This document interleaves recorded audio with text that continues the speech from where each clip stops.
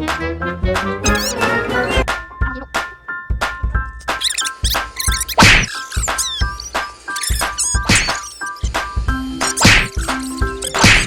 บายบายบายก่อนแทนแทนสองไอ้น้องสามไอ้น้องลินทรายบ่ลูกม่วนบ่ม่วนแห้งบ่ม่วนแห้งยามแรงๆเลยออกมาลินนอกบ้านบ่ลูกบ่ฮะอีละว้าวขุดดินไปใส่เอ็มเด้ขุดไปใส่ลูกขุดไปใส่เลยดินนะเอาตัวมาใส่ตักบ่ขุดดิน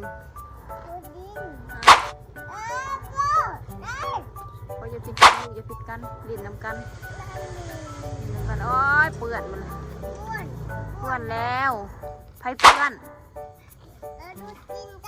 มาขุดดินกันมาลูกวะขุดดินกันไปแล้วต้นไปลูกไปเข้าไปไหนเลาะนอกบ้านแล้วทางนั้นไปสอนมาแต่เต็มขุดดินกันอีละชวนเปิดน้ำลูก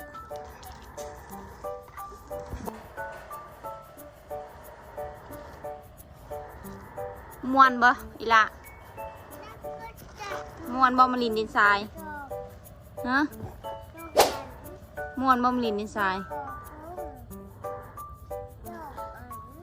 อย่าคุดแห้งเด้อมันถึกน้องเด้อเพื่อนเด้อฉะนั้นเราพากันไปอาบน้ำเด้อลูกเด้อเอาตัวแล้วมันเอาเช็ดเอาคอยลินกันลูกคอยลินกันเจ๊ทุบเดี๋ยวได้เฮ้ยบ่ได้มันก็ทุบเดี๋ยวได้เฮ้ยมาเช็ดผู้หนึ่งญาติกันเลยญาติกันลูกเอาตัวอีหล่าเห็นยังนะเอาไม้ลูกเห็นมันแน่ญาติเอ้ยบอกเปิดดูเปิดญาติชุดดินกันเอาปิ่นมันไว้มาบอกนะไหมมาขุดดินเด้อว่าดูมาขุดดินนำเอ็มนำดีนำเปิดเด้อ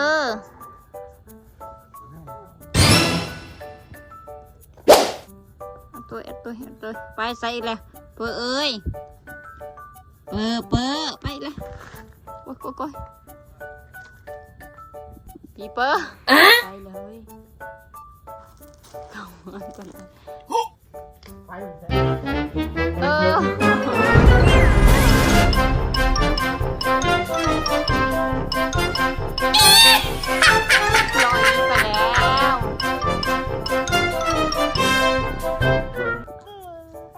อามากินลูก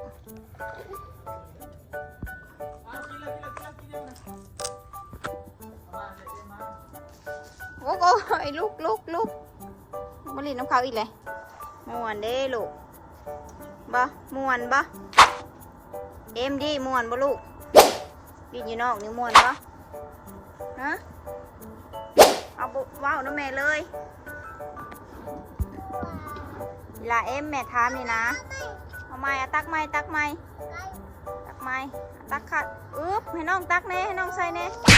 เอาคอยตักอีหลักก็ตั้งไว้เอาตักใส่ไปนี่เอาตักใส่น้ำกันลินน้ำกันลูกตั้งลงมาดิตั้งลงใส่พื้นลูกให้น้องตักให้น้องใส่น้ำเอาใส่น้ำกันลูกใส่น้ำกันลินน้ำกัน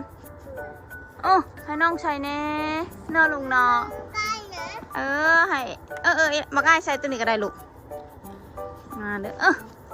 หน้าใหญ่คือกันใส่เอ้ยนั่งทิพข้าวอีกแล้วเปิดเอ็มมันบ่อยแนวนั่งเลยลูกอันนั้นนะเอ็มเอา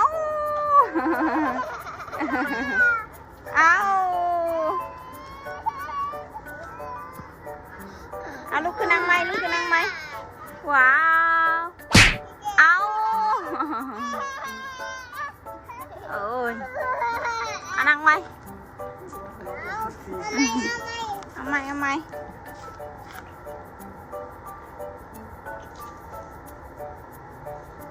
เอา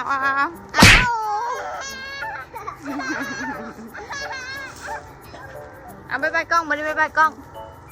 ไปกล้องไปอาบน้ำก่อนเด้ออีหล่าบอกไว้ก็ไปอาบน้ำก่อนเด้อเอาบายกล้องกันลูกบายก่อนบายไปอาบน้ำก่อนเด้อ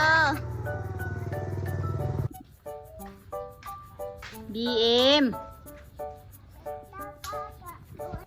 ขึ้นไปได้ไงน่ะอย่าจับอย่าให้น้องจับนะมันบาดมือน้องลงมาไปดิลงมา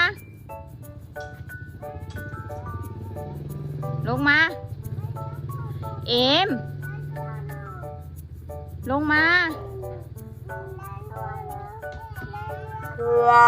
ขึ้นมาได้เลยลูก